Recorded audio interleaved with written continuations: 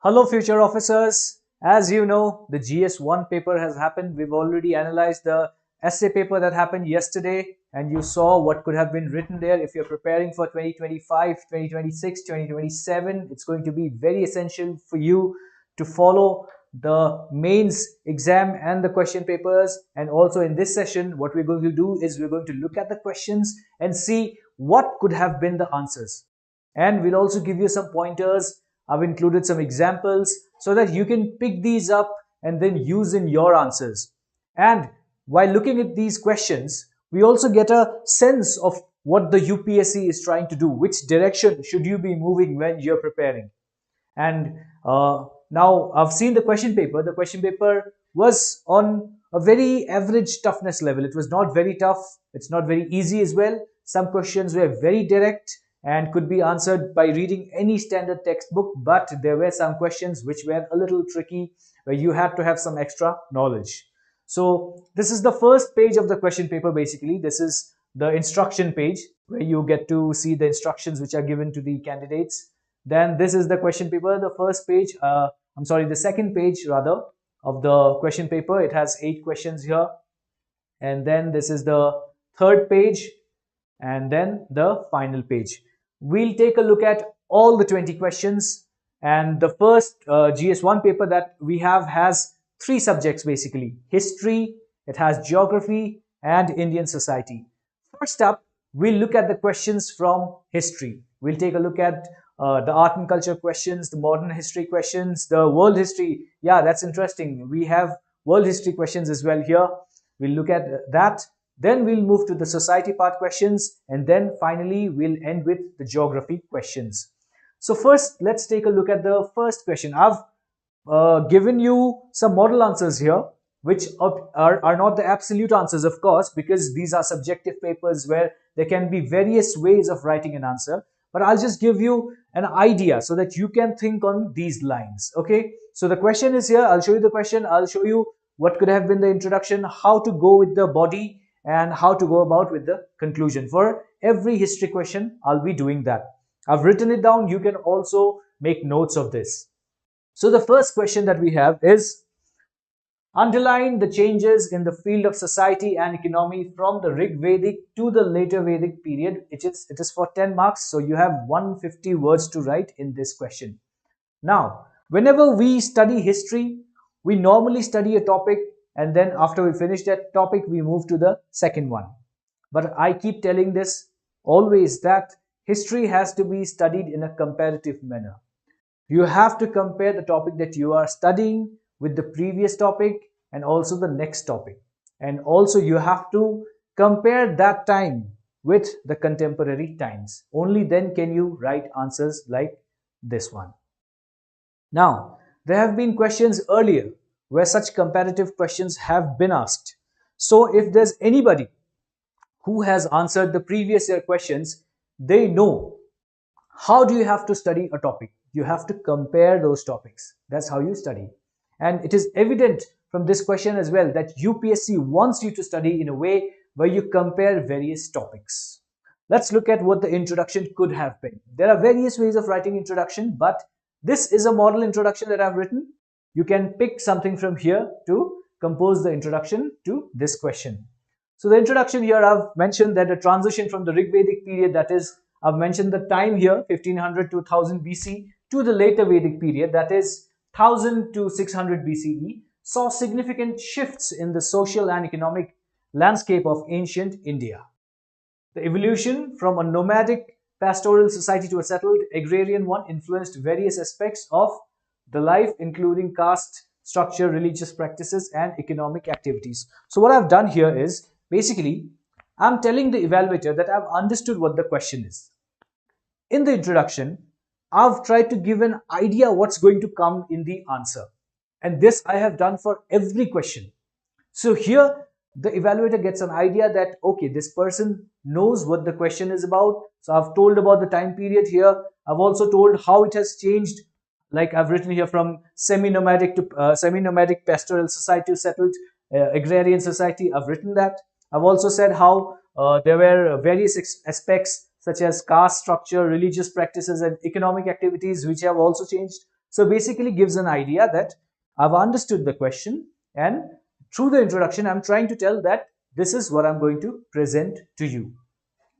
Moving on, now this is the body part of the answer. Okay, now because if you look at the question here says society and economy. So I'll have to change it into I'll have to divide the answer into social changes, and then also I'll have to write about economic changes.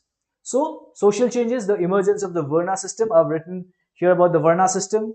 Then how patriarchy had strengthened during that period. So I've written that earlier during the early Vedic times, the patriarchy was not that strengthened, but then later on, it became very strengthened in the society. And women, the position of women was good in the early Vedic age, that we know. And later on, during the later Vedic period, we saw degradation of the status of women in the society. So all of that, I've also written about Gotra, because what happened, Gotra prevented inbreeding. So that was also there. So it was introduced in the later Vedic times. So that has also been written here. So basically the societal changes have been addressed here. Then if we see economic changes, that there was a shift to agriculture, semi-nomadic pastoral activity was, economic activity was there, and then they moved to agriculture. So this was very important. Then again, use of iron also started in the later Vedic period, and then trade and commerce, because they started having surplus quantity of grains. That is the reason why they could indulge in trade and commerce. So this is one more thing. And then again, also I've written about the currency, metal currency, gold they were using. Basically it's called Nishka. So that, of course, barter system was more prevalent than Nishka, but because Nishka was also used, therefore you have to mention this, that this was also there. Fine. Then conclusion here, we say that the later Vedic period marked a fundamental transformation in both social and economic spheres. Why I've written about social and economic spheres here? Because that is asked in the question here. Okay, laying the foundation for future developments, because again it tells that this laid the foundation how the future is going to change now, right, in Indian society, including the solidification of caste system. This is very important, that how, like I said, you have to link it to the current times also. So the caste system was solidified, and the rise of an agrarian economy. These changes had lasting impacts, influencing subsequent historical phases in the Indian subcontinent. Very straightforward question, but how you write the answer is going to differentiate your answer from somebody else, and that is going to be the differentiating factor in the marks when you have questions like these, which are pretty straightforward. Okay, moving on to the second one. Estimate the contribution of Pallavas of Kachi for the development of art and literature of South India. Now, if you've read any standard source, be it the Tamil Nadu book, or be it your R.S. Sharma, or even your NCERT, you'll find the answer to this question. This is a pretty straightforward question, like the first one again.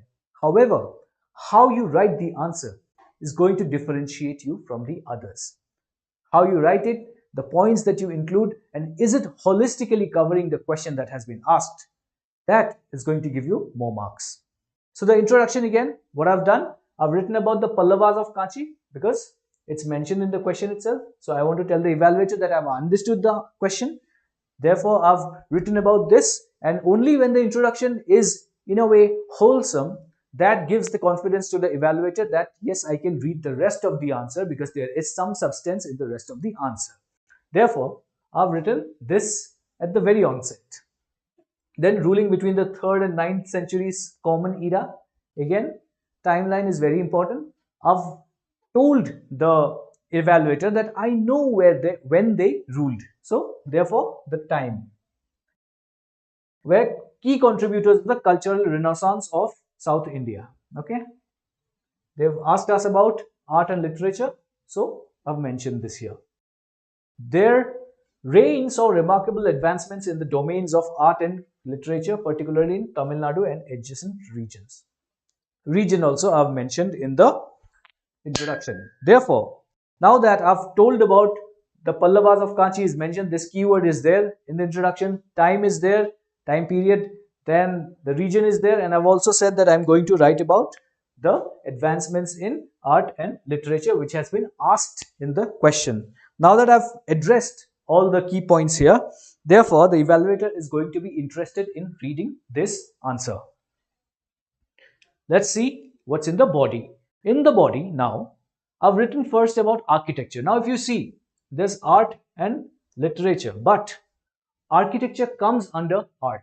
Therefore, not to leave out any part of art, I've written about architecture here. Okay, so I've written about rock cut temples, I've given examples, the mandapas and all, and then I've also given the example of the shore temple at Mahabalipuram. So this you of course have to mention here. If your answer does not have this example, it means that your answer is not a wholesome one. Then moving ahead, you have the sculptures, which is a part of art again. So here I've written about the sculptures and then I've given example. So now, what is the differentiating factor in this answer? You can write a lot of things, but if you're not citing examples here, it just means that you're just writing an answer without any substance, not substantiating your points. So when you have a question like this, which most of the people know the answer to, you have to write examples. This is what is going to fetch marks, not the points, because these points are known by everyone. The examples, a lot of people will not write the examples. You have to write those. Moving ahead, the question was about literature also. That now that we've covered art, we're covering literature now. Okay. So here again, I've written about the Pallava rulers, the patrons of Sanskrit and Tamil literature that we all know. I've written about Bhakti movement, and then I've written about some Bhakti poets also. This again, you have to remember to write in the answer. You have to remember the names so that you can include it in the answer. Again, all this you read for prelims, but here is the importance of integrating your preparation for prelims and mains. You read something for prelims, use it in mains. Okay, these names. Again, Sanskrit literature, same again, you have to write about something like this, the play, Matta Vilasa Prahasana. Okay, so all this you have to write. And then also I've written about Mahendra Varman I, the Pallava king, who was someone who really was a scholar in Sanskrit literature. So these things you have to write. Again, these are things you have read for prelims, not for mains. But because you're doing an integrated preparation, you're able to use this in your mains answers. Then this is a very generic point which can be written if you want to increase the number of points. Okay. Moving on, I've also included iconography here. Pallava iconography standardized the representation of deities, which became a template for later South Indian temple art. This is very important because before this, the deities were a little different in terms of iconography, if you see. But after the Pallavas, there was a proper template that the gods will look, the deities will look like this. So this has to be mentioned here. Although it was not asked, but it is a part of art. Therefore, it's included here. Then conclusion, of course, you'll write Pallavas of Kanchi laid the foundation for the flourishing of South Indian art, architecture and literature. So basically you're telling that these are the things I've written about in the body. Their contributions not only shaped the cultural landscape of their time, but also influenced subsequent dynasties, which we saw in iconography, like the Cholas, leaving a lasting legacy in South Indian history. Okay. Let's look at the third one. What were the events that led to the Quit India movement? Point out its results. Again, very straightforward question. Any modern Indian history book, standard source will give you this answer. It's only asking you the events that have led to the Quit India movement and what were the results of the Quit India movement. Very easy. Now here again, you write when it happens so that the evaluator knows that you know about Quit India movement. Also, I've given another name, August Kranti. You can use that name also if required. And then you explain what it was. Was a mass civil disobedience movement launched by Mahatma Gandhi. Okay, demanding an end to British rule in India. So you basically tell the time first, that when it happened, and then you explain what was it about.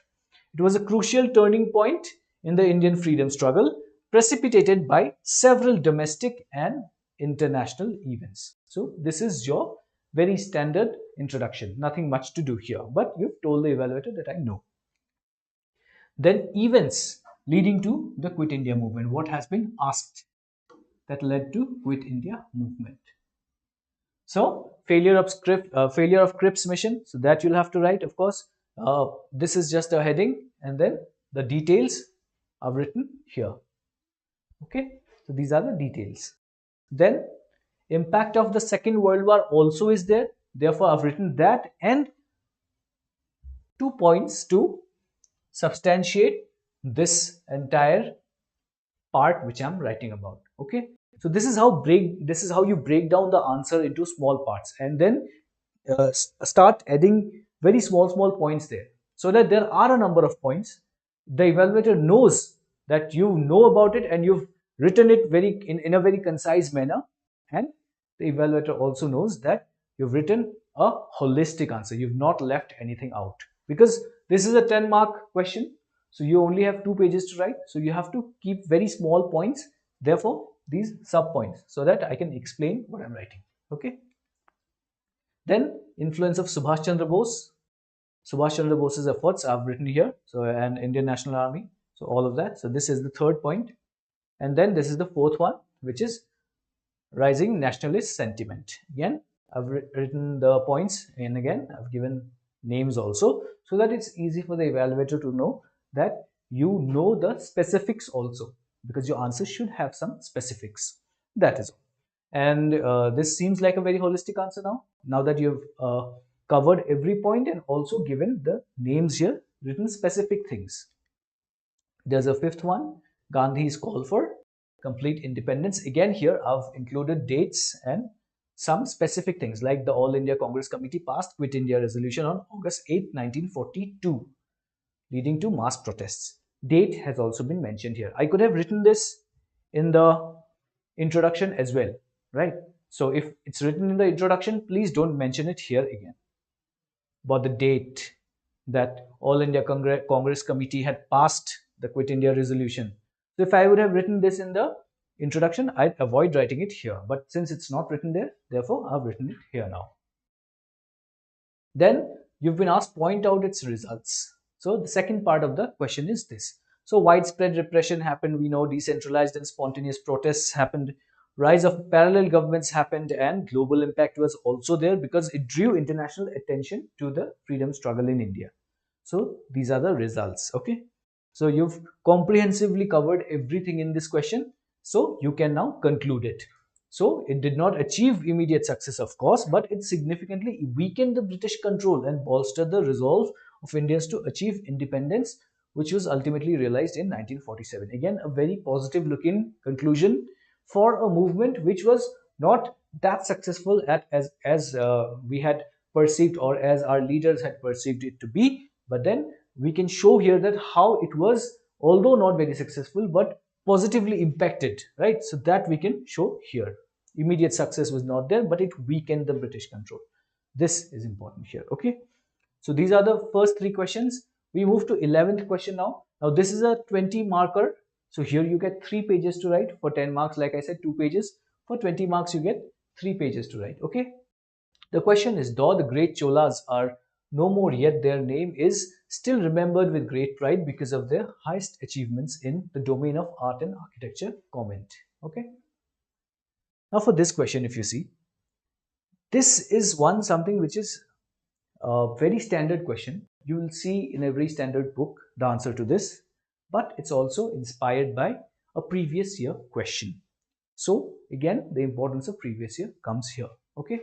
So again, introduction, like I said, you have to tell the evaluator that you know what the question is about. So it's basically, introduction is like introducing the answer, but you have to do it in such a way that you tell the evaluator that yes, I know about this question. You have to include the keywords from the question in the introduction. Okay. So again, the Chola dynasty I've written about rulers, Raja the first and Rajendra the first. Okay. So I've told that, yeah, it's not just that I only know about the dynasty, I know about rulers also, specific things I've mentioned. Okay.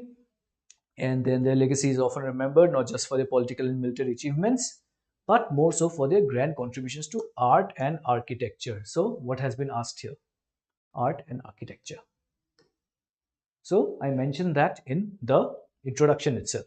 Okay, and then it goes on like this. Then Cholas reached artistic and architectural zeniths, particularly in temple construction. This you have to say, although you've said art and architecture, now be more specific.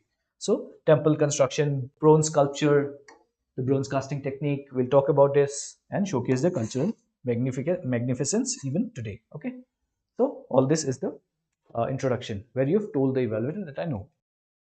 Then you move to temple architecture, because here you have art and architecture. So we start with architecture. In architecture, we go to temple architecture.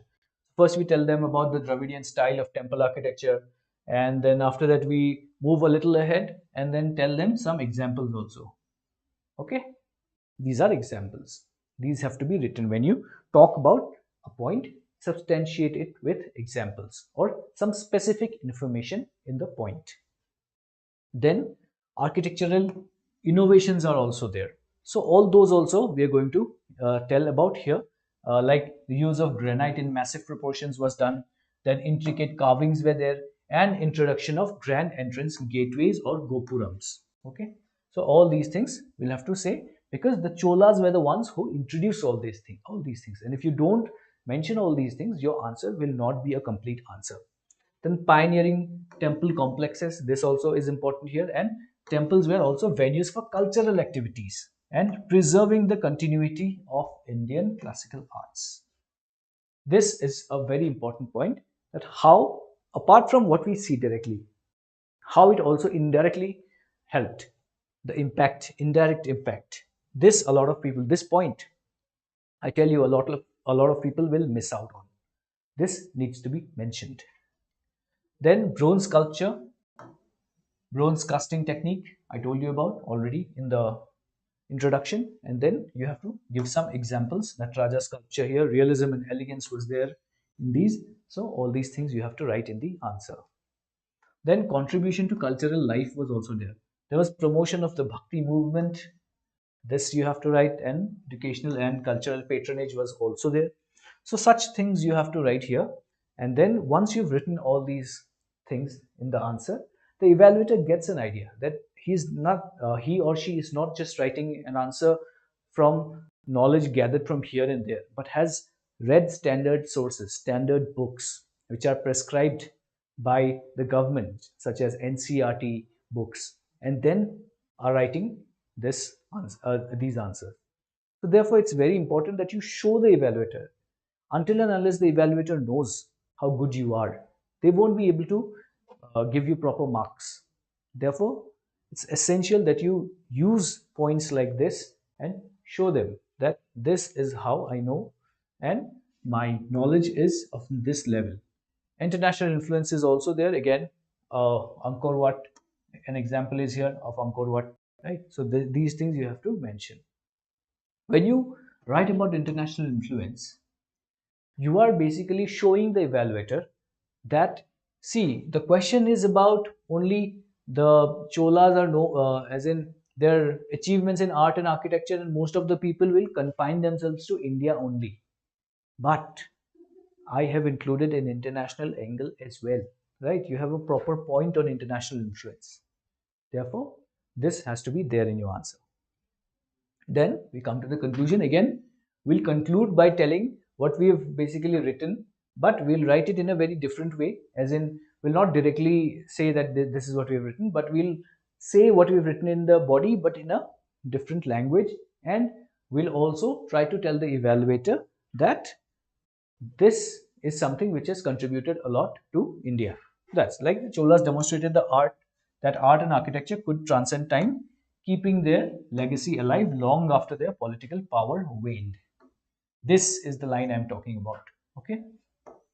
Now, if you look at this question, you'll see that, okay, this is a good ending to the question. That's all. Moving to the 12th one, we see how far is it correct to say that the First World War was fought essentially for the preservation of balance of power. Now, world history questions are usually not seen nowadays. Here is a comeback. with First World War. Okay. Now, whoever had skipped this part, they will be regretting their decision. But anybody who had studied this could have written this, because this is a easy question to answer. Okay. Again, like every answer, you tell the evaluator first that I know when it was going on. So 1914 to 1918 is when the World War happened. I've written the time, so I know when it was. Okay. And reshaped geopolitics and international relations. Now, there's no rocket science, very easy to write this. Okay. Now, while the immediate cause were linked to the assassination of Archduke Franz Ferdinand, but the underlying motivations were far more complex. Now you know the trigger of World War One. Okay, so this also you've written here. Then one key reason often cited is the preservation of the balance of power in Europe, a system that aimed at preventing any one nation from becoming too dominant. However, other factors like imperialism, nationalism, and militarism also contributed significantly. So you're telling it that you're agreeing that balance of power was what one of the reasons, but then there were also other reasons. You write about imperialism, nationalism, and militarism. Okay, so that is one thing. Now, first, as we go to the body part, we look at balance of power as a key factor. So balance of power is a key factor because the question is about balance of power, preservation of balance of power. It's asking you, right? So start the body with this itself. Balance of power as a key factor. Now, what is the concept? When you look at this concept, here you can see I've written the balance of power refers to a situation in which no single nation or group of nations is able to dominate others. Now, this is the same thing that I've also mentioned in the introduction, right? So basically, I'm linking that introduction to this point here. Fine. And then in pre-war Europe, several alliances such as the Triple Alliance, Germany, Austria, and Hungary, Italy, and the Triple Entente. So all these things you have to write. But if you do not write this point, it would mean the evaluator understands that you are not aware of the specifics. So it's very essential that you write a point like this where you know who the two parties were. Very essential. Okay. So once you've done this, then you move to shifting alliances and tensions. Now remember one thing, we are still here, balance of power. This is just a sub point under that. So you have to tell about shifting alliances and tensions between them. So again, Germany under Kaiser Wilhelm II distributed the existing balance, particularly with its military build-up and economic power. So all these things are very specific things. If you've not read about the First World War, you'll not be able to write points like these. So when you write specific points like these, you mention names, like in the previous in the introduction part also there was a specific name written. Here also there's a specific name written. When you write things like this, then the evaluator understands that yes, this person has studied it from a standard source. Then you have this another point about Austria and Hungary, about Britain and France, and the failure of diplomacy and alliance systems turned these rivalries into wars. So all of these is written. Okay. Now these points you can directly pick from here and you can study. But remember, this question is not going to repeat again in the next year. But if a question comes for the first about the First World War, then remember these are points which will help you build that answer. So I request you that you pause the video, or maybe you can watch it later on and then write notes about these points. Okay. Then moving on, you have other contributing factors as well. So first, what we saw about the balance of power as a key factor. Now we are looking at the other factors. So other factors such as nationalism is there, imperialism. Now remember, these are points we've written about in the introduction itself. What are we doing here? We're expanding it here. We wrote about nationalism, we wrote about imperialism already in the introduction. Now we are giving the specific details here. That is all we are doing. Now, like I've been telling you that in the introduction, we basically give the evaluator an idea what we're going to write. Once the evaluator reads that, they want to see those points in the body. How are you going to expand or explain that? This is what we're doing here.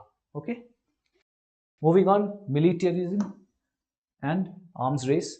Again, you've mentioned this in the introduction already. You're only giving the details here. Alliance system and chain reaction, all this is mentioned. Okay. Now, the question asks you about essentially for the preservation of balance of power. So you ask the question, was it essentially for balance of power?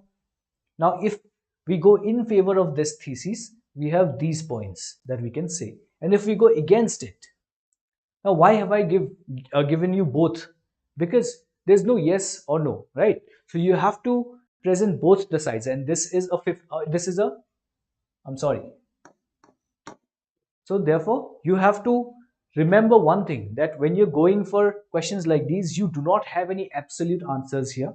You have to present both the sides of the coin. Therefore, you do this. You write in favor, then also against the thesis. Okay. And then finally, you conclude by, like I said, summarizing what you've written. And then you also give some contemporary linkages if you can, or if the question does not demand something of that sort, then you only conclude with the summary.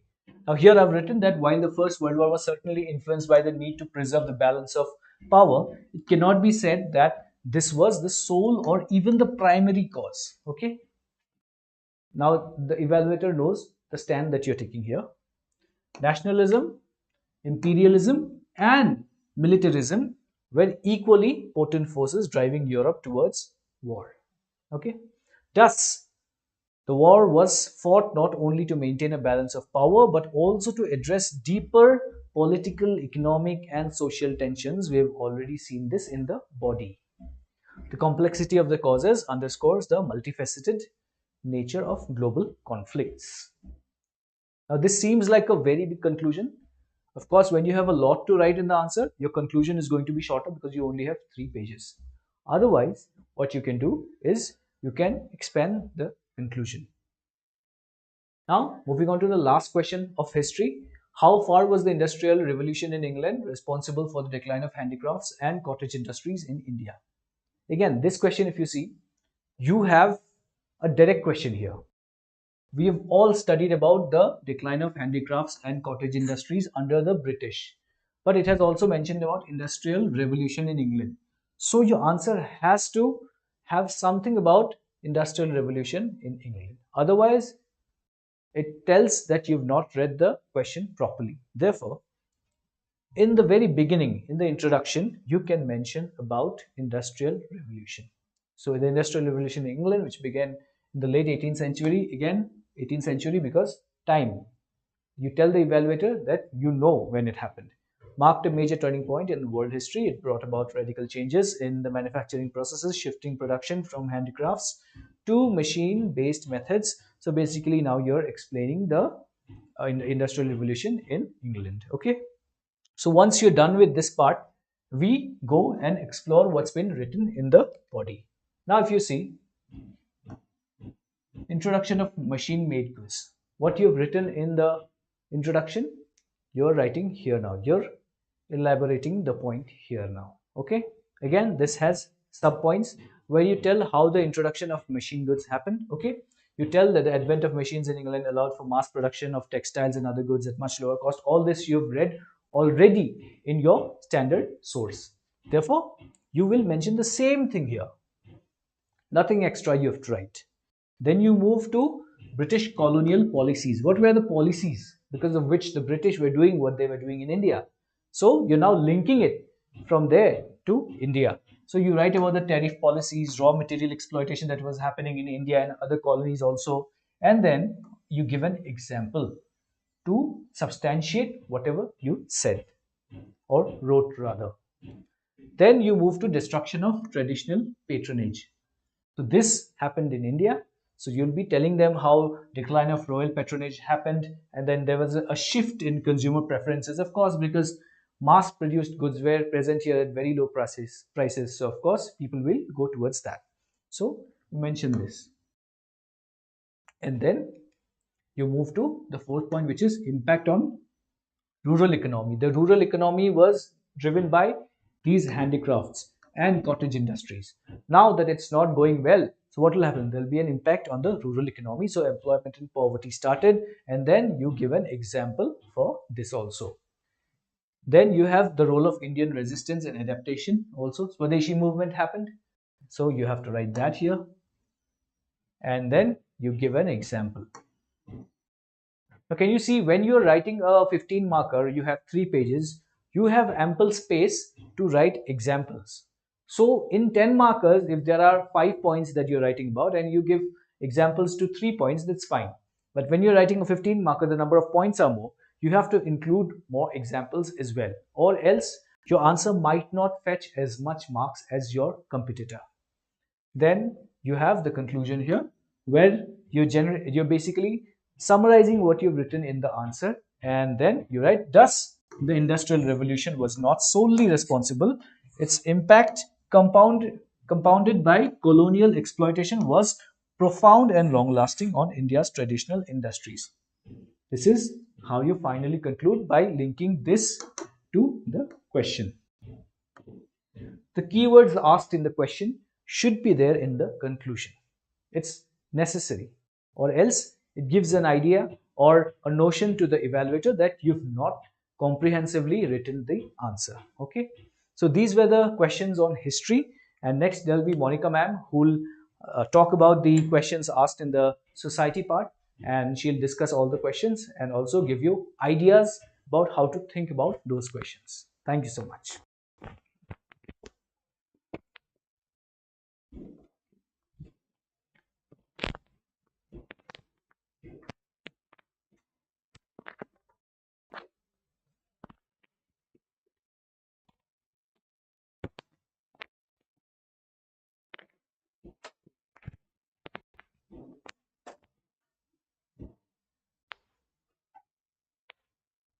Hello everyone, my name is Monica and I'll be discussing the questions of Indian society with you. There were 9 questions from the portion of Indian society.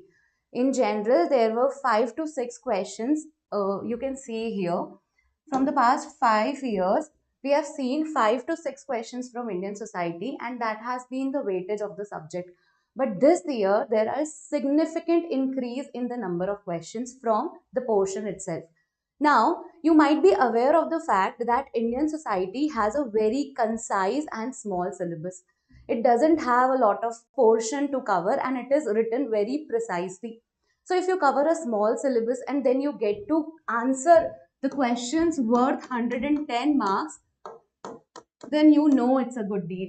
So, Indian society is a very interesting subject, and here we'll discuss the questions one by one.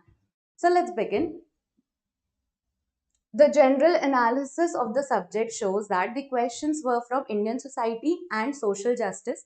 Indian society is part of GS1, and some portion of GS2 was also asked in GS1 itself. There were 2 questions from social justice here and 7 questions from Indian society. The themes with there are themes when it comes to Indian society. The questions on caste, marriage, urbanization, population usually come, and this year also they have been repeated as in the themes have been repeated, the context has been changed. So we'll discuss these questions. Then there are some questions which were brainstorming ones, like it's not very direct and you need to think about on different lines. So some brainstorming questions were also there, but long as the overall level of difficulty is concerned, Indian society is somewhere between simple and moderate level of difficulty. The questions are not very random or out of blue. We can prepare them easily. Then, so these are some brainstorming questions. I'll discuss them. I have just mentioned it here so that you understand. Or if you have attempted mains, then you know these were some brainstorming questions and these were some questions which were difficult to manage. Then interlinkages of the topics. Indian society has topics like caste, class, diversity, regionalism, and there were questions which were asked with respect to multiple topics. For instance, there was one question which talked about intercaste marriages and it talked about religious diversity also. So there was interlinkages within that. In that question itself, there was a dimension of class also. So as we discussed, I'll make you understand how this interlinkages work and how to deal with such types of questions. So let's begin with our question first. Question number five. Some people can say that it's from geography, but there is an overlap of the syllabus here. Geography also has migration, and human geography includes migration and stuff. And Indian society has the topic urbanization. So I'm discussing here only. The question is, why do large cities tend to attract more migrants than smaller towns? Large cities like Mumbai, Delhi attracts more people as compared to tier 2 cities or smaller towns. This is the question. Now, I need to highlight one thing here, that earlier UPSC CSE has asked one question in mains where they said that migration has been shifted towards tier 2 cities from metropolitan city. Tier 2 cities like smaller cities from metropolitan cities.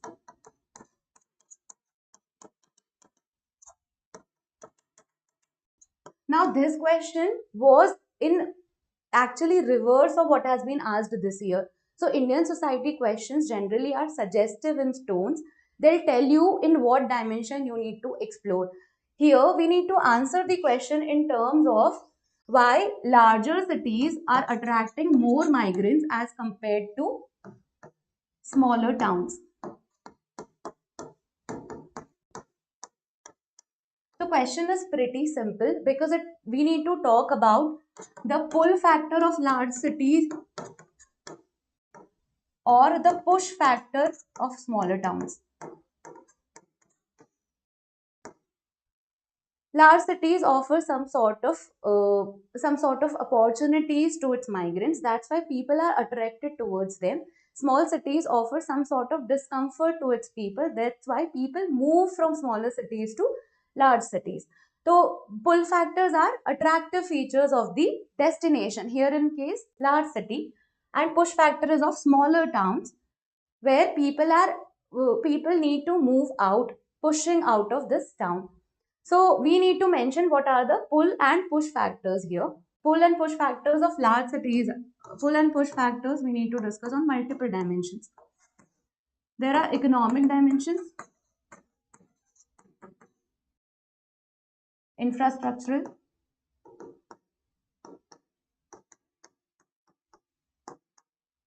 cultural, social, etc. You can explore on these dimensions. Large cities, what they offer is job opportunities. Large cities offer better healthcare and education. Large cities have better infrastructure when it comes to transportation and communication, and people like that. Cultural, large cities have less of caste rigidities, more religious diversities, and people find it comforting. Large cities also offer anonymity, isolation. So these are the interesting features which attract people towards large cities. So that is why it was asked that why do large cities tend to attract more people? We could have explored on these dimensions, and we need to explore the other half of the question in the light of conditions in developing countries. So we can name the cities from India itself because India is one of the developing countries only. So you can start your answer with the statistics of population density of Delhi. Population density of Delhi is significantly high as compared to national average. So it fits our question very well. That statistic could have been used. The topic from which the question was asked was urbanization. The core answer was push and pull factors. Push and pull factors could be explored in terms of economic, social, infrastructure, cultural, climate change also. Climate change is also attracting people towards cities. The simple explanation of this is agriculture has become a risky enterprise now. Because of agriculture becoming a risky enterprise, people are diversifying from agriculture towards service sector or manufacturing sectors. And the opportunities in these sectors are available in urban areas. So that is why climate change acted as pull factor for larger cities. Then I've mentioned the population density of Delhi. Here you can see the population density is 11,320. 11,320 people live within 1 square kilometer, and our national average is 400. So Delhi's population density is significantly higher than our national average. It shows that the migration is in favor of larger cities. So it can fit in your answer very well. Then after discussing the push and pull factor, if you have some space, you can mention about the issues of this trend where large cities are over urbanized, they have a lot of population, and people are struggling with the quality of life. The problem here is of urban flooding, pollution, slum, urban flooding, poverty, cost of living is also a problem. So these are some points which you could have mentioned if you had space, because the question is of 10 marks, and the space could be a challenge. And at the end, you need to talk about how government should focus on regional balance, because when it comes to India, North India and Southern India, urbanization is inclined towards Southern India, and Northern India has less of urban cities. And those cities are overly populated. So that's why we need to cater this thing, talking about regional balance and equal development of all the sectors. So this is how you could have approached this answer. Hopefully, so far it's clear. Now moving forward to the next question. The next question is, what is the concept of demographic winter? Is it is the world moving towards such a situation? Elaborate. Now, demographic winter is a new term. Some people must have confused this with some geographical concept because it's written winter. But you need to understand that the word demography means population. The word demography means population, hence, it is a question of Indian society. Demographic winter is a concept where the birth rate of a country is declining so much so that the previous generation has larger number when compared to next generation. The size of generation is shrinking, and that is what is called as demographic winter. Various countries are witnessing this phenomena. Very recently, Russian President Vladimir Putin commented on this aspect of Russia where birth rates are significantly low, and he asked people to procreate more children. So, what is the concept of demographic winter? Demographic winter is shrinking of the generation and decline in the birth rates. Is the world moving towards such a situation? We can quote the examples of various countries. For instance, Japan, Russia, Austria, Italy. These are all countries which have shifted towards it. Now we need to very cleverly include India also here, because India's fertility rate has reduced and it is somewhere around 2.0, which is below the replacement rate of 2.1.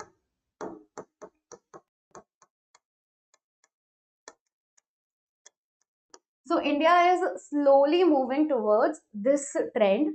Our fertility rate is below the replacement rate. Some of the documents says it as 1.8 also.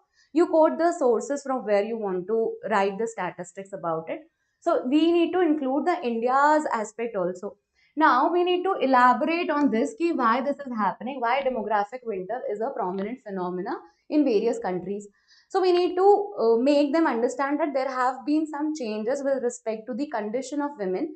Women empowerment led to the decline of fertility rate. Then there are some aspects where government policies also incentivize the smaller families, as happened in case of India also. So these are the reasons because of which this trend could have been emerged.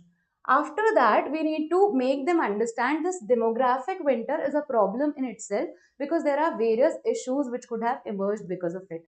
The shrinking population leads to a lot of burden on government with respect to offering social security. Apart from it, economic slowdown is a normal consequence of this thing. So these are some challenges. Reduction in the workforce, these are some challenges which emerge out of this thing. So that is what the case is.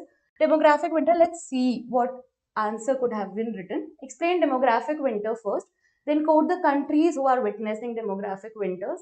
Then we need to include India's fertility rate dimension here, which is below replacement rate. Then explain the reason for demographic winter, which includes women empowerment, education, increased prosperity, government policies, government policies on family planning, etc.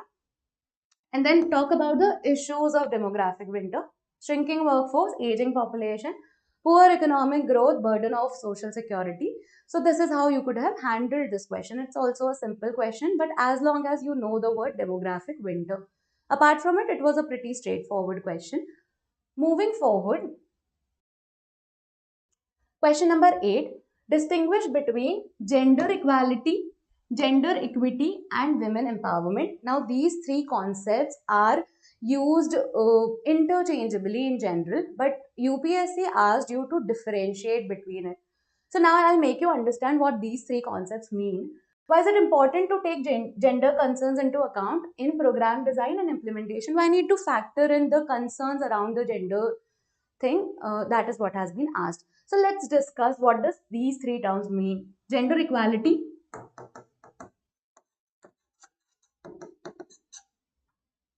gender equity, and women empowerment. Now, gender equality talks about equal rights for men and women. It's a pretty straightforward concept. What rights which have been given to women should, what rights which have been given to men should have been given to women also. That is what the demand was. For instance, women asked for voting rights. It comes under gender equality because men had voting rights, women were not initially. So, voting rights come under gender equality. Then, educational rights.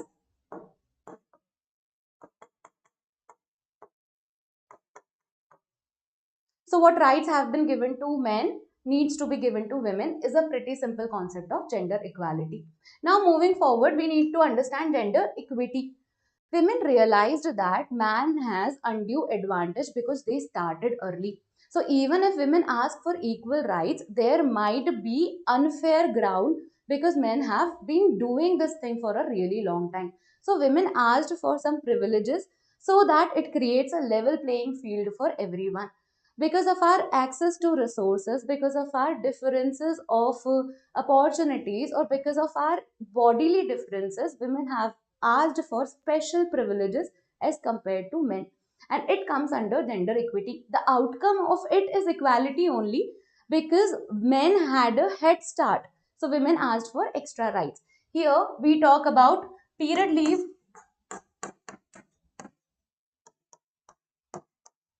because it doesn't make sense when women and men have same number of leaves.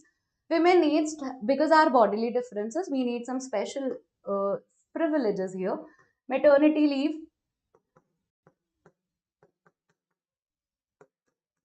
these are all come under gender equity concept. Hope you have understood the difference because gender equality was not sufficient and then gender equity concept came in. Now let's talk about women empowerment. Women empowerment is a concept where women has right to make decision. It's as simple as that. Women have been asking for decision making rights. Decision making rights could include reproductive rights of women, property rights, inheritance rights, financial independence. All of it comes under women empowerment. So it's a very broad concept. The real confusion lies here only, gender equality and gender equity. Now, the next half of the question talks about why is it important to, sorry, this is two. Why is it important to take gender concerns into account in program design and implementation? Why need to factor in gender concerns? The reason is pretty simple because we want women to be empowered. We want women to have better standard of living. There are economic benefits of it also. If we include gender concerns in program designs, then we'll understand that women's labor force participation is not that great. But if we include some really good measures and promote women's labor force participation, then India's economy could grow as high up to 25%. So Indian economy can see the significant increase of 25% if we include more women in the workforce. And this has been the finding of IMF. So you can see there are various benefits of including women's concern into policy making and various program implementation for a wholesome development of India, for including or appreciating diverse viewpoints, for inclusivity. These are all the benefits of including gender concern. So we need to differentiate the question is in two halves, the question is in twofold. We need to differentiate these three terms, give examples with respect to each of them, and then talk about why it is important or why it is why it is advantageous to include gender concerns. So this is what our answer should look like. We talk about gender equality, gender equity, and women empowerment.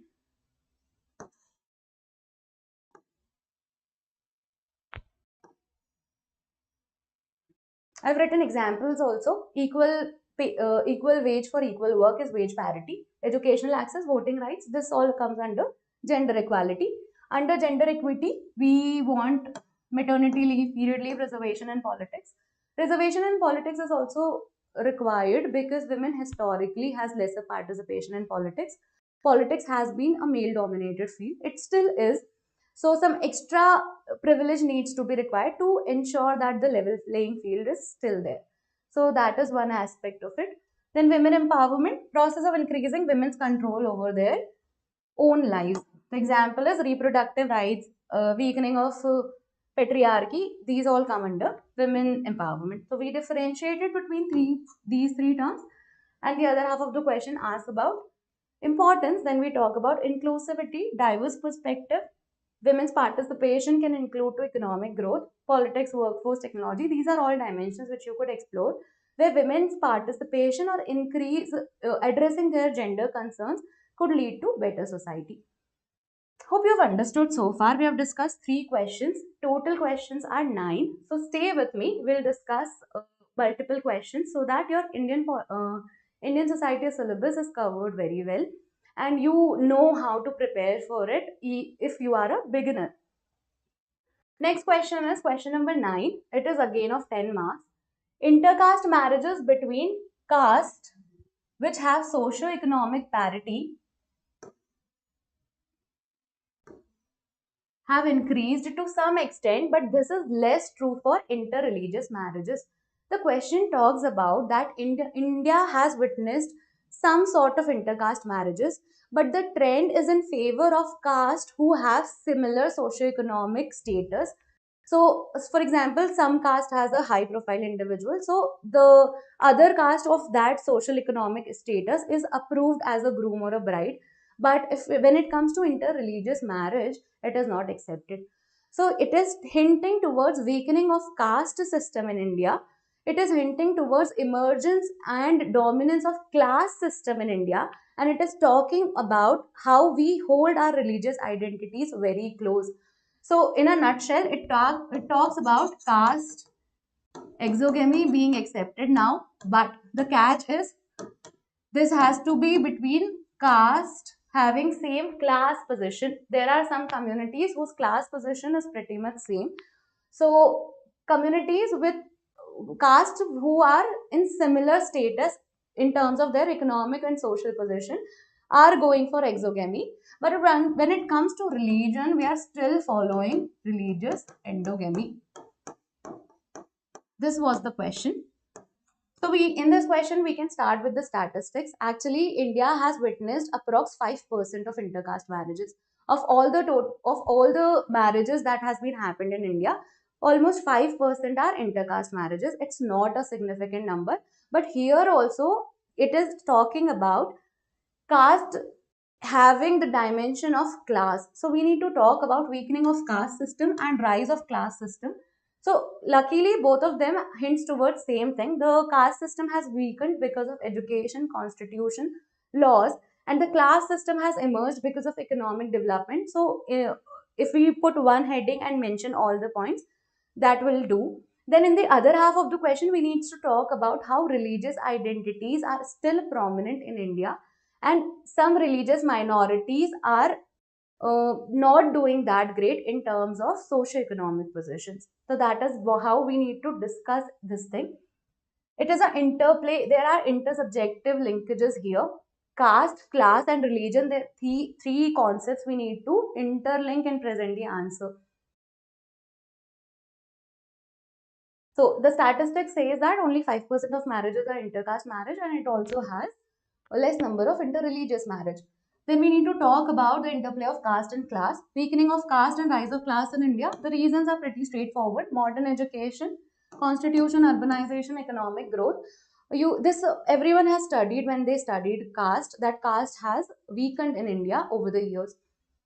Then we need to talk about why religious endogamy is still prevalent. The reasons are there are legal complications because every religion has its own personal laws. The legal complications came in when we talk about inheritance and privileges or maintenance and stuff. So there are some legal complications. Religious identity is still very prominent in India, and the social mobility of religious minorities like Muslims is not that great. So those are the dimensions which we needed to discuss here. And there are some religious stereotypes also. So that is how you could have attempted this question. Moving forward, let's discuss the next question. In dealing with socio-economic issues of development, what kind of collaboration between government, NGOs, and private sector would be most productive? It's a very generic question, but the question is of social justice. I have mentioned in my introduction itself that two questions were from social justice. One of the question is this one. Social justice includes the concept of NGO government. It talks about governance and GS2 talks about governance and social justice. So this question is an interplay of both of them. There are three things mentioned here: government, NGO, and private sector. Government, NGOs, and private sector. So, in dealing with socio-economic issues, government, NGOs, and private sector all together should have merged and approached the problem. So, this is the case in India also. There are various programs which run that way only. For example, Swachh Bharat Abhiyan runs that way. Aadhaar card benefit also runs with this model only. So, we can start by telling that government, NGO, and private sector all have their unique strength which they offer, and all of them, if they collaborate on some socio-economic issue, they can create wonders. And it has happened in India, so we can quote some examples also to attempt this question. So what is the advantage that government offers? Government offers policy making, funding, policy making, funding, expertise also, but we'll write expertise in private sector.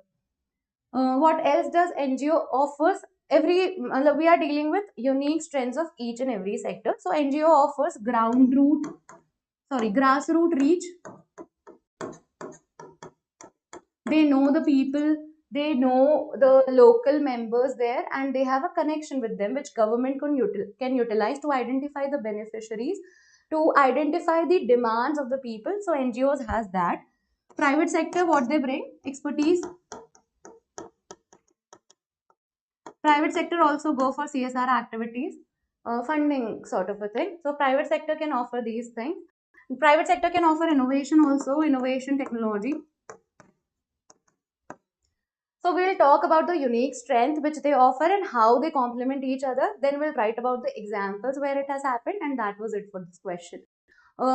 We can also pick some socio-economic issue to highlight more if we are running out of content. So some issue like poverty could have been dealt better if all the three sectors have participated in it.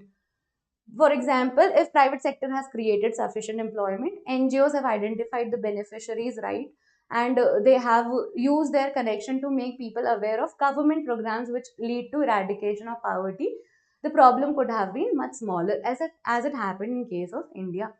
So this is what we need to write in this question. It's a pretty simple question and is of social justice. So we are talking about multi-stakeholder approach. The stakeholders here are government, private sector, and NGOs. Each of them has their unique strength. The strengths is also written here. We have already discussed it. So you can have a look here. And the example is Aadhaar based direct benefit transfer. It's an interplay of all these three stakeholders. Then Vandhan Vikas Yojana also comes under this. It is a scheme for tribes welfare. So these two programs could have been quoted. You could have quoted the examples from your side as well. So it's a simple question, I would say. Not a very if you prepare for the syllabus or exam completely, then you must have known these things. Moving forward, what is the next question is question number 17. What is regional disparity? How does it differ from diversity? How serious is the issue of regional disparity in India? Now the question is threefold. It talks about what is regional disparity. Then it asks you to compare regional disparity with another concept called diversity. And then it talks about what is the issue of regional disparity in India. What are the concerns which arose from regional disparity? And the question is of 15 marks. So now we need to write more. 250-word answer it needs to be. And the question is threefold. We'll answer one by one. What is regional disparity? Regional disparity means some regions are developed more as compared to other regions. This is what regional disparity means. So some regions are developed more as compared to other regions. So we can quote the example of developed states in India itself. For example, Karnataka, Maharashtra, Gujarat are developed states, and other states are not that developed. For example, northeastern states and the states of Jharkhand and Bihar are not that developed. So this is an example of regional disparity. Now we need to compare it with diversity of India. Diversity is not solely based on geography. Diversity is a broader concept. So diversity can be linguistic, social, cultural. Diversity can be geographical also. India has linguistic diversity, racial diversity, religious diversity, all sorts of diversities are there. One more prominent difference between these two concepts is we celebrate our diversity. India is proud of its diversity, but we want to eliminate regional disparity. So that is there the difference where that is where the difference lies. We celebrate our diversity and we proudly say that India is a diverse country, but and we want to preserve our diversity also. There are some languages which are undergoing preservation programs because we celebrate our diversity. On the other hand, for regional disparity, we want to eliminate this and we want a balanced development when it comes to India. We want our regions to be equally developed. So that is what we want. We drive aspirational district programs also for doing the same. So this is how we will underline the difference. Now we'll talk about how serious is the issue of regional disparity in India. It is actually a question from regionalism.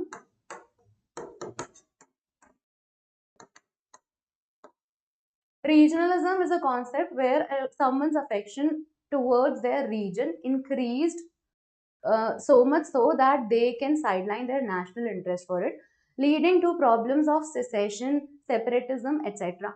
Left wing extremism can also come under this thing. So, the issue of regional disparity includes the problem of secession, internal security, left wing extremism. These are some common problems. Internal colonialism is also a problem. Don't worry if you don't know these words. Now is not the time for me to explain all of this in detail because regionalism itself is a huge concept. So, but that would be the answer of this question. And conclude with what are the measures which could have been taken to improve or to counter this regional disparity. We are moving towards regional, all inclusive regional development. The question is from regionalism in India. Regional disparity, you take the example of states that northeast states are less developed as compared to these states. These are developed states. Diversity, we talk about geographical, linguistic, religious, racial, etc. Whatever diversity you want to include, then you tell the difference between these two because diversity is differences, it's not inequality. Regional disparity is an inequality which we want to eliminate. Diversity is a difference which we want to preserve. It's written here. Then the issues which could lead because of regional disparity, these are the issues we have already discussed. Ethnocentrism, social anti-migrant movements, these are all issues which could have been included in this thing. Then always conclude with solution or way forward because we need to conclude our answers on a positive note. So we offer solutions that balanced regional development or special status to some states which are not that developed could have helped. So this is what could be the answer of this question. Hopefully it is clear so far. Moving forward, question number 18. Despite comprehensive policies of equity and social justice, underprivileged sections are not yet getting the full benefits of affirmative actions envisaged by the Constitution. Comment. Let's reread this question because it has a hidden meaning to it. We have underwent various policies which promote equity and social justice, but still some underprivileged sections are not getting benefits. What are some underprivileged sections in India? SC, ST, women, tribes. The question, you can make this list more long, religious minorities also.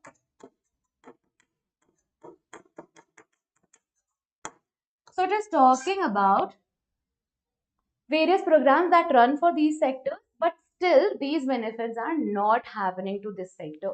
The beneficiaries are not rightly identified or they are not getting the results of these actions. their conditions hasn't improved. So you can start your question by explaining some statistics which still exist. For instance, crime against SC/STs has increased. For women dimension also, you can say that the socioeconomic conditions of women are not that great. You can talk about anemia in women, prevalence of anemia among women. Almost 50% of women population are anemic. On the other hand, 25% of men are anemic. So you can include those things. For tribes also, there are various statistics which talks about their life expectancy and literacy rate lower as compared to national average. So these are all the things which highlight that these marginalized sections are not enjoying equal standard of living as compared to other society. And then you talk about what are the reasons that why these policies which have been programmed is not giving them result. Up there is one more concept which is hidden here, which is of reservation.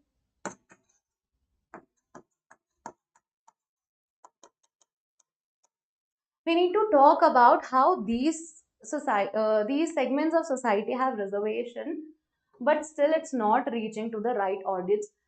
The topic which is hidden here is a creamy layer concept or sub classification which happens under reservation. It happens for OBCs, but it has not happened for SC/ST yet. There is a Supreme Court ruling also which happened this year only, so we can include this in that. Affirmative actions envisaged by the constitution, so we are talking about this only. So there is a hidden meaning to it. You start with general statistics, then you move towards reservation concept of reservation, and then you explain how reservation is a quick fix and not answers to the systemic problem which exists in India. Reservation is a quick fix. It doesn't resolve why this problem has happened.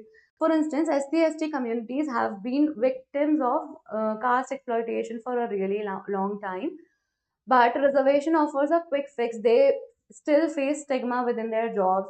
They still face stigma with respect to their class or caste position in different sectors of society also. So this is what we need to highlight here, that reservation is a quick fix. It doesn't address to the systemic problems. You can start, the approach is written here. You start with socioeconomic indicators of SC/ST women.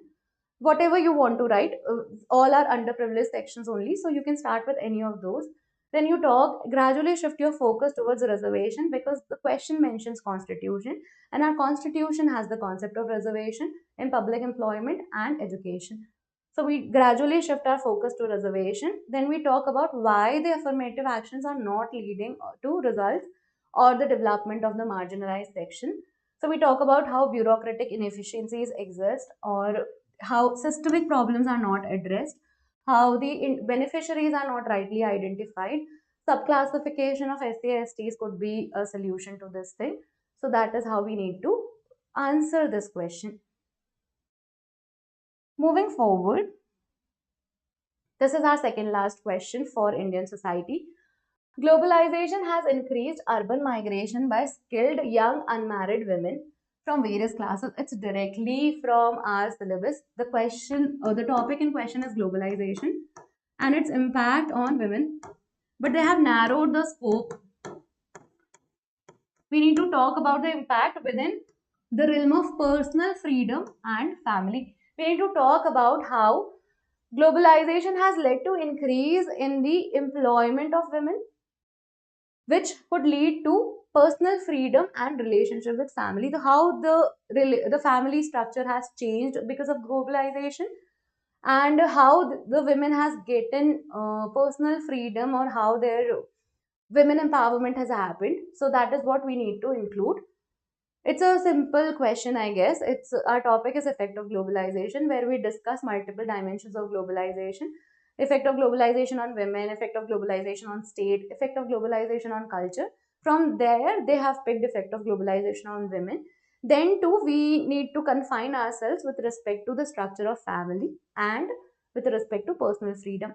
So, if you study globalization, you'll realize that globalization has some benefits and some wrongdoings also. So globalization is, in a nutshell, is called double-edged sword.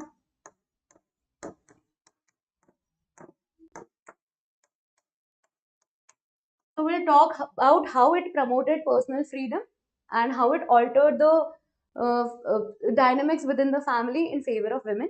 Then we'll talk about how it has restricted women's personal freedom also, and how it has confined the women within low paying jobs, which we call as glass ceiling, and how the structure of the family has changed because of globalization. So this is what we needed to talk about. Effect of globalization on women is the topic. Financial independence. Women have got financial independence because of globalization. Women empowerment, education, increased age of marriage, the increased labor force participation, rise in social movements are all outcomes of globalization. So this has led to increase in personal freedom. If women starts earning, then she has more freedom. If women has education, she has more freedom and opportunity. Increased age of marriage also shows that women are focusing more on careers. It is also up to debate, but the question is suggestive in tone. So we need to write about how it has increased personal freedom. Increased labor force participation. A lot of women are joining labor force because of increased opportunities due to globalization. We can mention textile industry here, microfinancing also.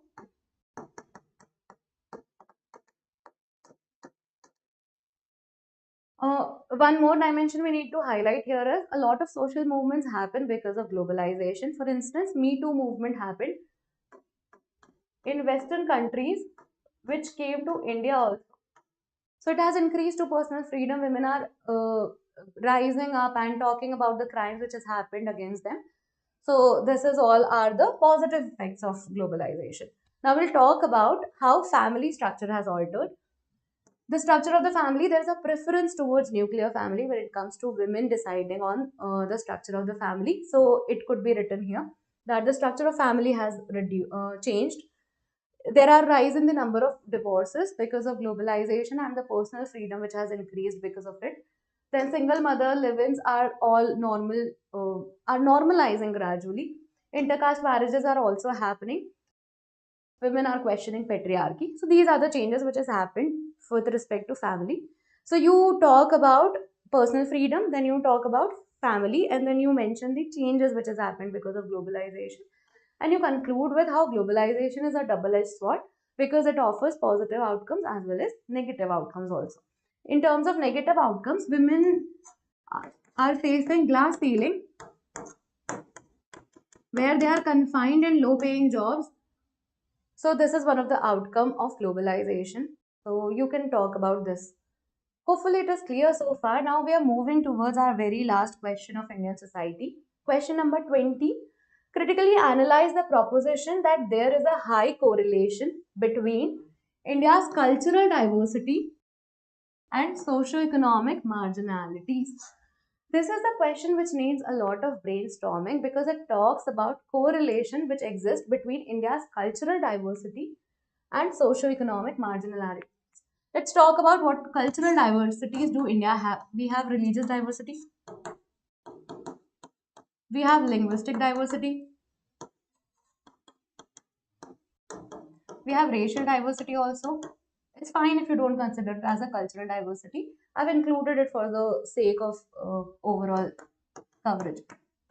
Traditions also are very diverse of India. So these are some of the diversities, and we need to establish a correlation that people in these diversities, some of the people are not enjoying very good standard of life. They have poor social mobility. So we need to talk about socio-economic marginalities which exist within these systems. So in religion, some of the communities are not doing good when it comes to their socio-economic parameters. For example, Muslim community has poor social mobility.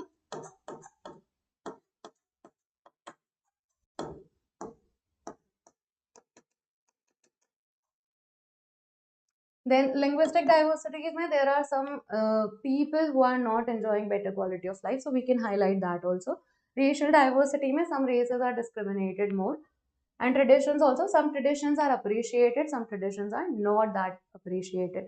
So this is how we need to correlate with this thing, that there is a correlation where our diversities, people who are not a part of majority and are diverse have poor life chances or poor standard of living or poor social mobility in general. So that is how we need to approach this question. It takes a lot of brainstorming to answer this question. So cultural diversity, these are the diversities: religious, linguistic, caste, ethnicity. We can talk about how people in the lower ranks of caste system are not enjoying that great of a life. We have statistics around it. NCRB, National Crime Records Bureau, highlights the increase in crime against SC and ST. So we can mention that also. Poor socioeconomic indicators also include a rise in case of malnutrition, anemia, etc. Decline in the rate of vaccination. So that all could be included in this thing. Now we talk about socioeconomic marginalities. So these are the minorities which suffer in this case. The issues here are all of the religious minorities have a pretty much similar issue. We have poor social mobility, low wages, social exclusion is a normal problem. Their underrepresentation, stereotyping, and bias also exist among them. Crimes happen, literacy, you can have your pick and mention the statistics around it. It's a very open-ended question, but it takes a lot of brainstorming because it is not a very conventional question per se. Then we talk about measures taken by a government because we always end on positive note. So with this, we have come to the end of the discussion of Indian society. Now for geography portion, I request Atif sir to take over. So be right here.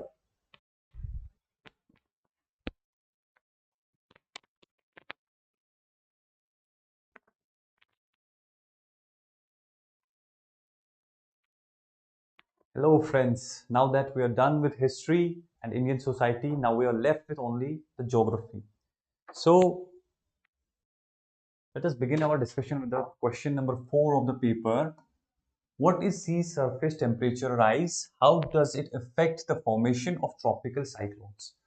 Let us try and analyze how we should approach the questions. Our approach should be very simple. First, we would have to look at the question and figure out what the question here is asking us. That is very important. After that, identification of key points is another thing. See, if you look at this question, it is starting with what. So basically what we have to figure is that in this question, we have to address this thing. We have to answer what the sea surface temperature rise means. We have to give a proper definition because of the word what.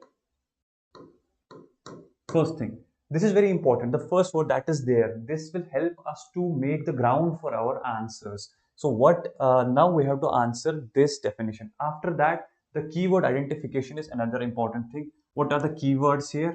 We have surface temperature rise. Sea surface temperature rise is one thing that's very important. Temperature rise, and then there is a second part of the question. How does it affect the formation of tropical cyclones? So the second keyword here is the formation of tropical cyclones. Formation of tropical cyclones. But with respect to the rise in the sea temperature.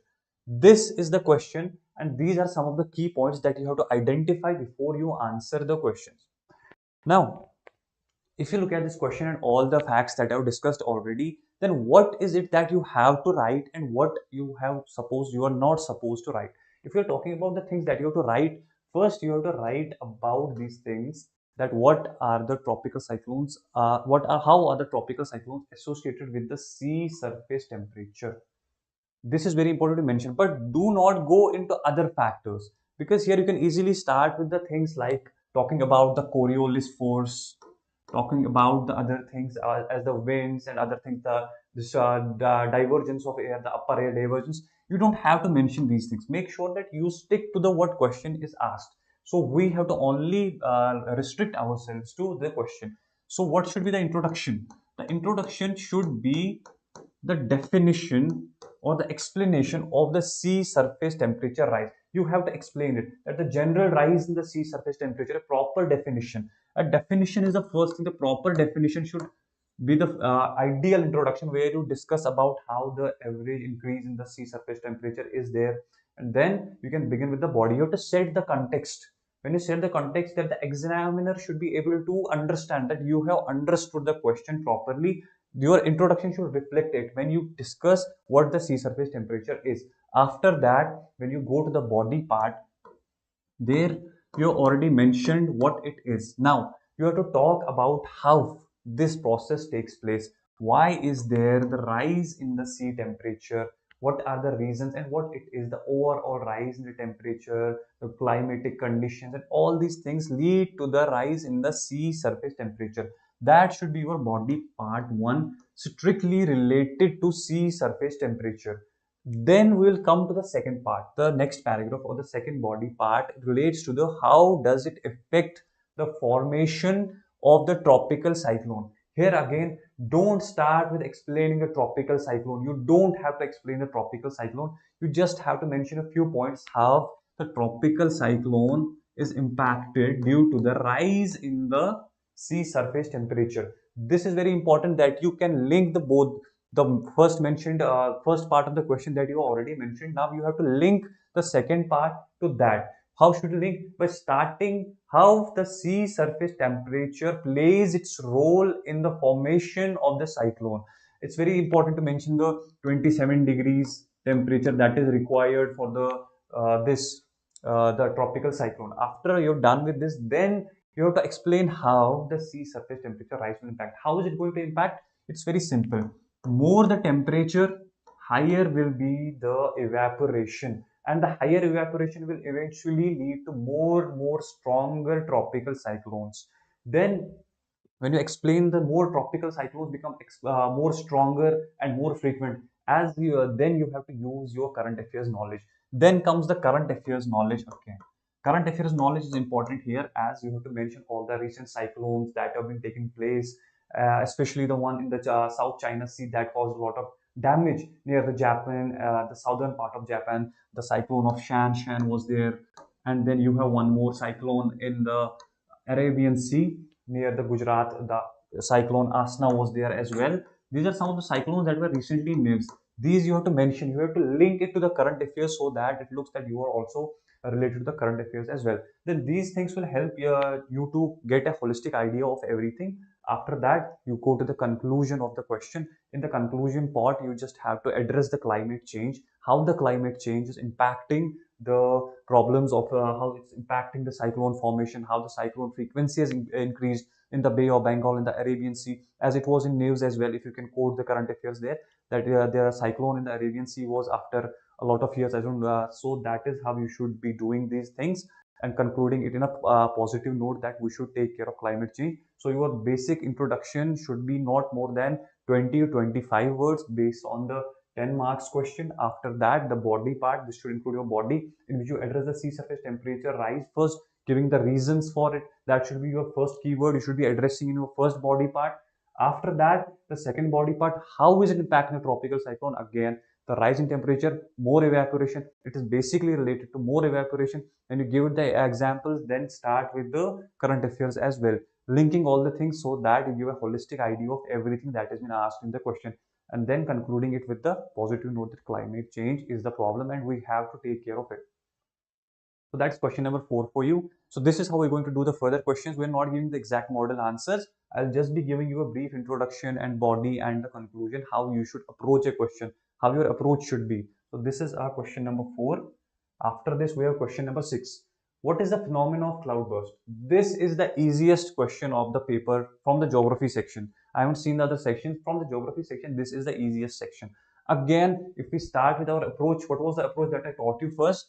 First, you have to look what the question is asked. It is again the what.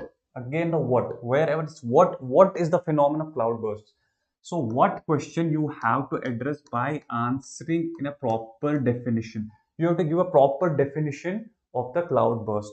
Then what you should do is talk about the cloudburst, how it is formed, and not about the related phenomena. That is very important to know what to do and what not to do, because this is very important. Otherwise, the word limit is 150 words. You have to use it very wisely. This is the what you have understood what we have to start with. Then we go to our question, how we should do it. First, we would explain in the introduction part. We'll explain about the cloudburst. Will give a proper definition. As I told you, what's the definition of cloudburst? That it's you can support with the proper statistics and data. More than 10 centimeters of rain in less than an hour in a very localized area, not over a very vast area, in a localized area. Then you give a definition of it properly in the introduction part. 10 centimeters or more of rain in just 1 hour. That will be your introduction part. not exceeding more than 25 words. Then you have to start with your body. In body part, you have to give the formation, how it is formed, because the keywords here are phenomenon of the cloudburst. Explain. We have to explain these things. First, we'll give the definition. After that, you have to explain. Here, the concepts of geography that include the relative humidity capacity, saturated air, and supersaturated air should come in your answer. How? Now you have to use these words because these are the technical words of the geography. These are going to play an important role here. If you talk of the cloudburst, you should start your answer that this is a very common phenomena in the hilly regions. It's not so common in the plains, it's in the hilly regions. Because when you start to explain the hilly region, you can use the diagrams as well.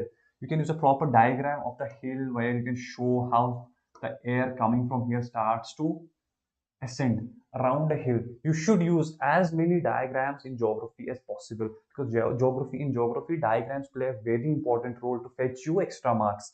When you make a diagram here, you show how the air is being pushed up, the warm air is being pushed up along a slope. It is being pushed up, it will saturate at one point. That's what you have to mention, that it will saturate at one point, but because of the slope of the mountain, there will not be rainfall. It will still keep going up, which will result in the super saturation of the air. Then after the super saturation, a point will be achieved where it will be very difficult for the air to hold these water molecules, and then water droplets will start to fall and it will lead to cloud burst.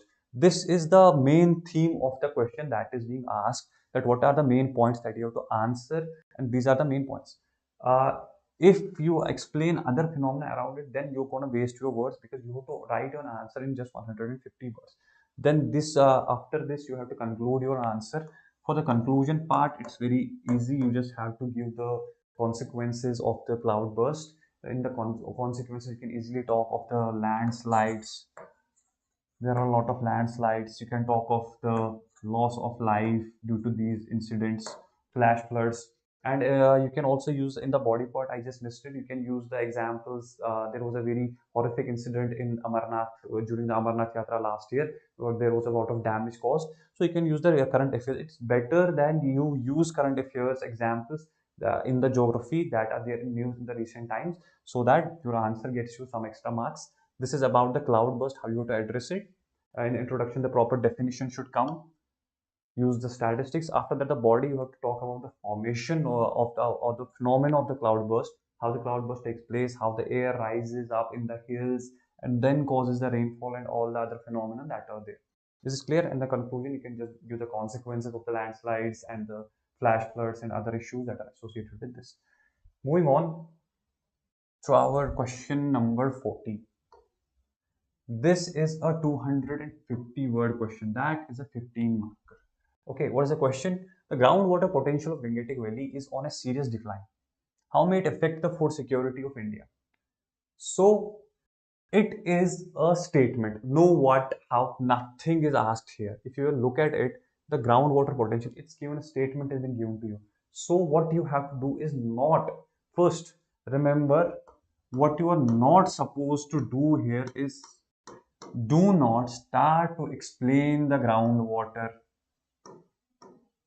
Don't do that mistake that you're going to explain the groundwater and then going to explaining groundwater, the Gangetic valleys and all. No, the statement is already there. They know that this is the fact. You just have to substantiate it with some data, some statistics. So what you have to do is substantiate it with some data.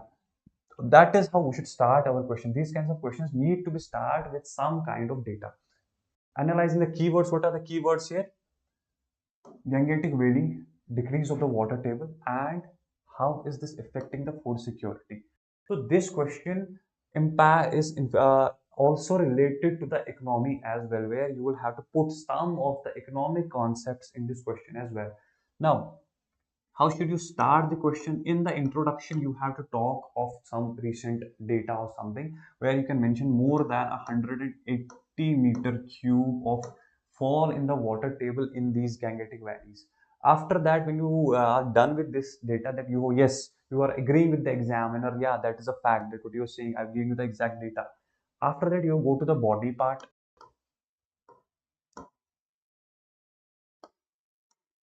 In the body part, you have to talk about this region, why these things are taking place there, and how it's going to impact the security. You can use a map, always use a map. If you want, you can always use a map of India in such questions. And talk about the Gangetic Valley, what it is around the Ganga. It includes the UP, Bihar, and you have Punjab and Punjab, sorry, these regions. Then you can talk about these things and start to explain how the decrease in the water table is taking place in these regions and how it is impacting. Why is it going on there? Because of the haphazard use of the water resources. You have to use these points here. How?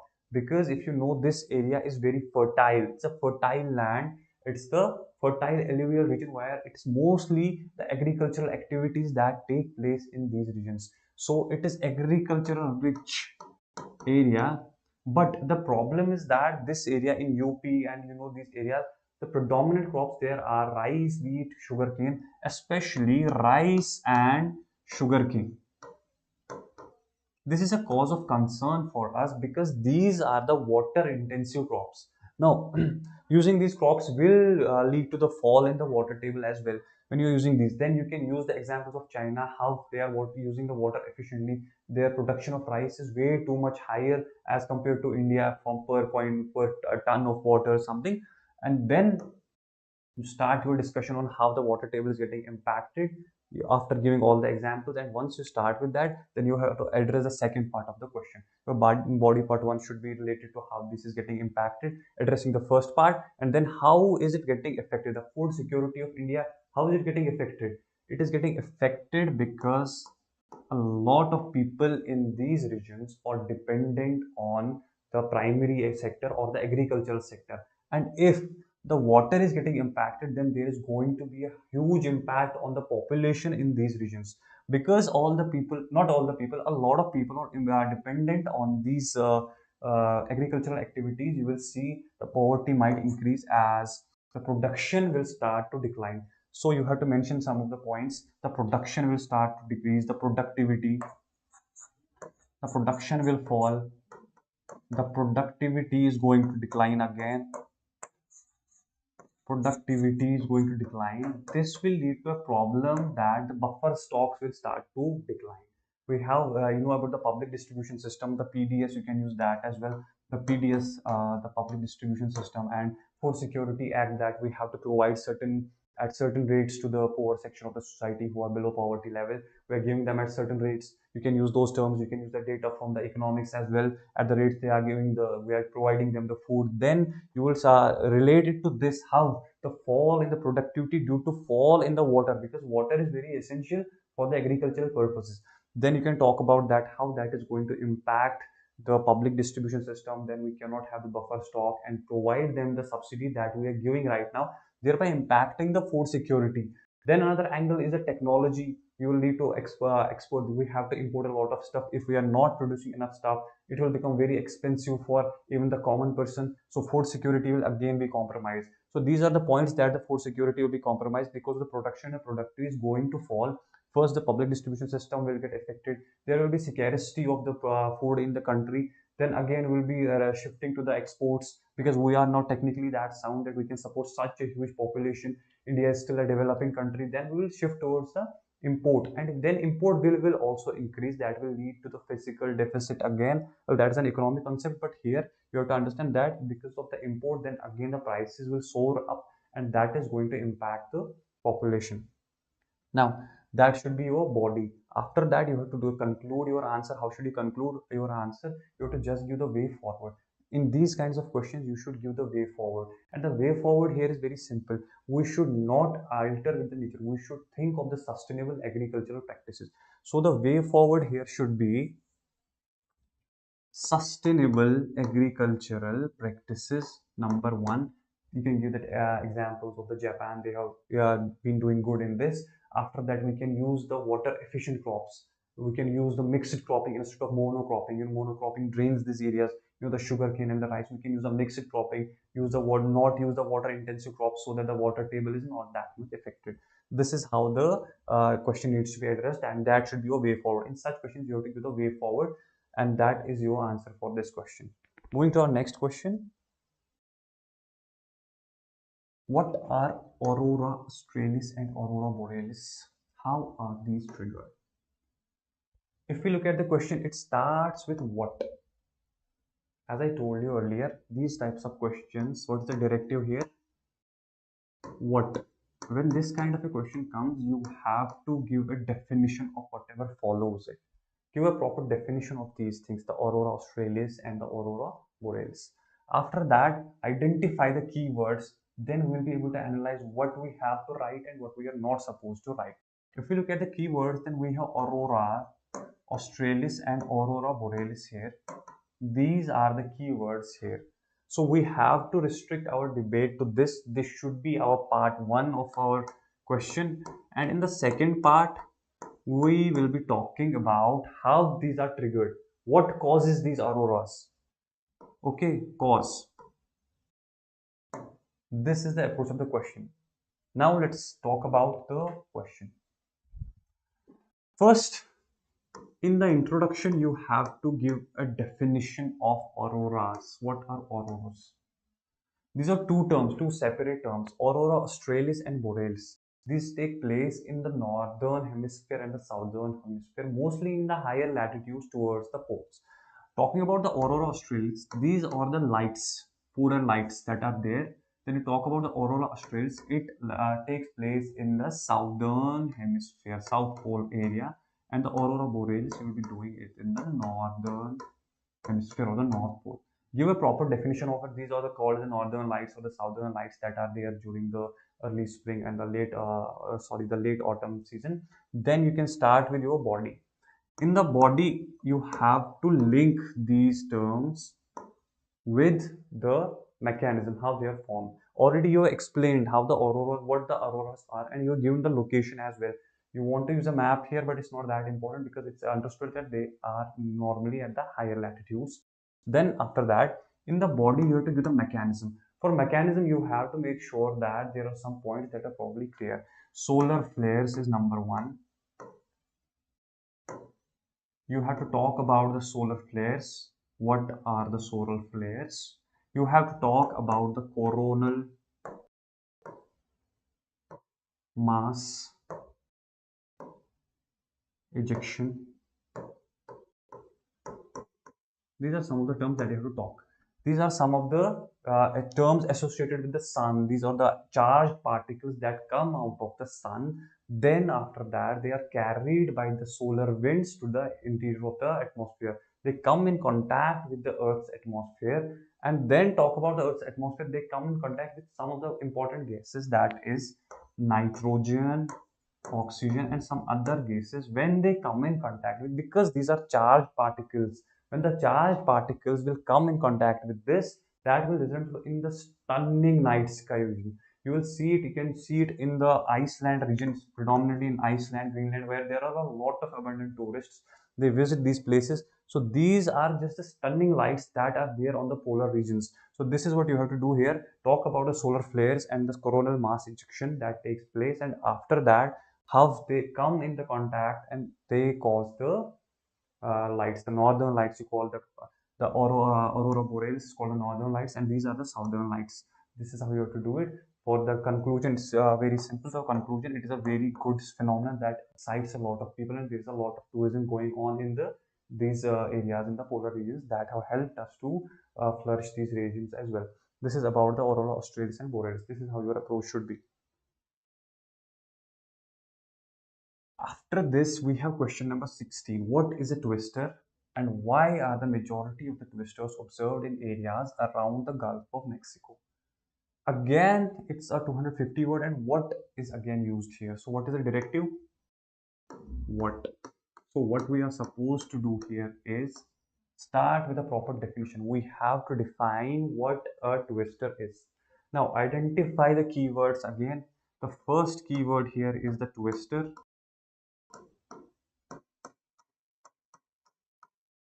And the second, why are the majority of the twisters observed in areas around the Gulf of Mexico? Gulf of Mexico. Why are the majority in the Gulf of Mexico? Okay. These are the keywords that are dealing in this question. Now, how should we begin? How should we approach this question? Okay. First, we have to go with the introduction. As I told you, this is a question belonging to what? In the introduction part, you will have to talk about the twisters. What are the twisters? These are basically the tornadoes. It is another name for tornado.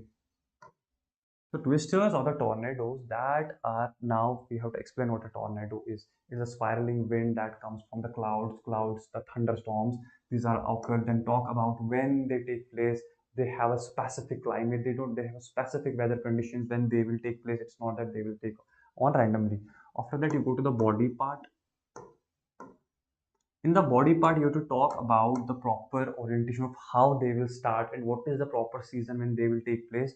In that, you have to first give the explanation of the Gulf of Mexico, just give a brief idea of the Gulf, where it's located, the Gulf of Mexico, and after that, start with the tornado part, where you will talk about how the winds, the warm winds, why is it in the Gulf of Mexico? If you look at the shape of Mexico, you will see the Gulf supplies a continuous supply of warm, moist air.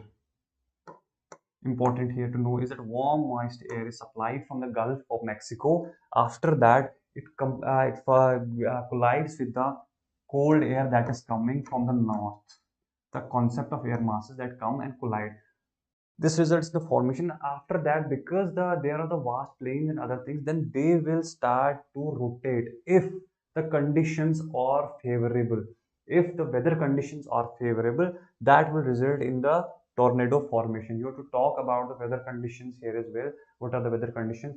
And if there is possibility, they will extend from the clouds. The thunderstorms will extend from the clouds right up to the sky.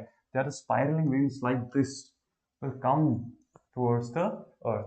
So this is how you have to address the question. First, explaining what the tornadoes is. After that, you talk about the Gulf of Mexico. Why is it there and what are the issues associated with it? And then in the way forward or the conclusion, you should always use the current examples, some of the current examples that have been taking place. There have been more than 1000 incidents of thunderstorms per year since 1990. You can always use the data. Since 1990, there have been more instances, more than 1000 instances of these, and that should be the approach to this question, and that is how you should approach the geography portion. So this was a brief idea of how we should be doing the geography. This is not actually the model answers, these are just the approach, how you should approach. So that is all from us for today. I hope you understood every part. If you have any question, if you have any query about our session today, where we did the history first, then it was society, and finally we're done with the geography portion as well. So that was all from us. Hope you liked the session. If you liked it, then like our video and do subscribe to our channel. And then see you next time.